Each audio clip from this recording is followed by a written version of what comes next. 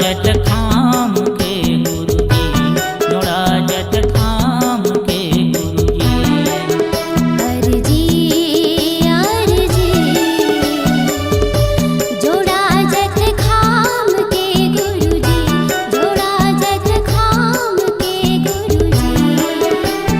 भव भव आरती तोरे उतारो, भव भव आरती तोरे उतारो, दुख दर्द हर जी। अर्जी अर्जी जोड़ा जट खाम के गुरुजी, जोड़ा जट खाम के गुरुजी।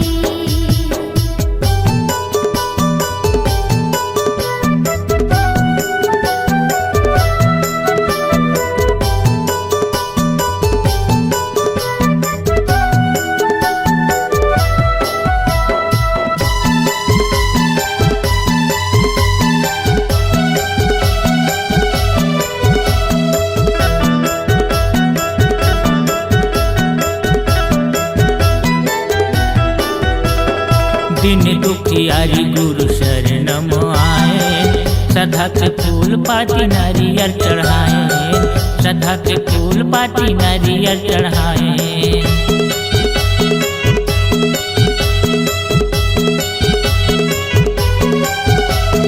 सत्य सुकृत सदा चरण हमारे, करम भोग गुरु हव स्वीकारे, करम भोग गुरु हव स्वीकारे। महगो के लाला गिरध वाला, महगो के लाला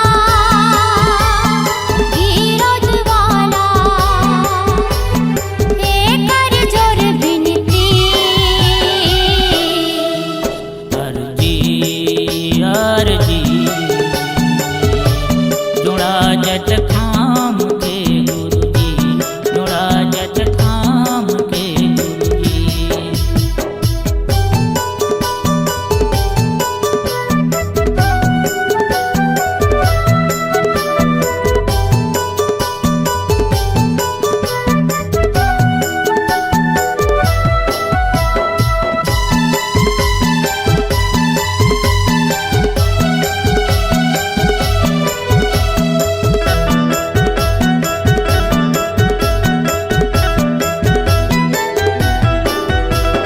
दया के दीपक ज्ञान की बाती, प्रेम श्वासा तेले जले सब दिन राती, प्रेम श्वासा तेले जले सब दिन राती।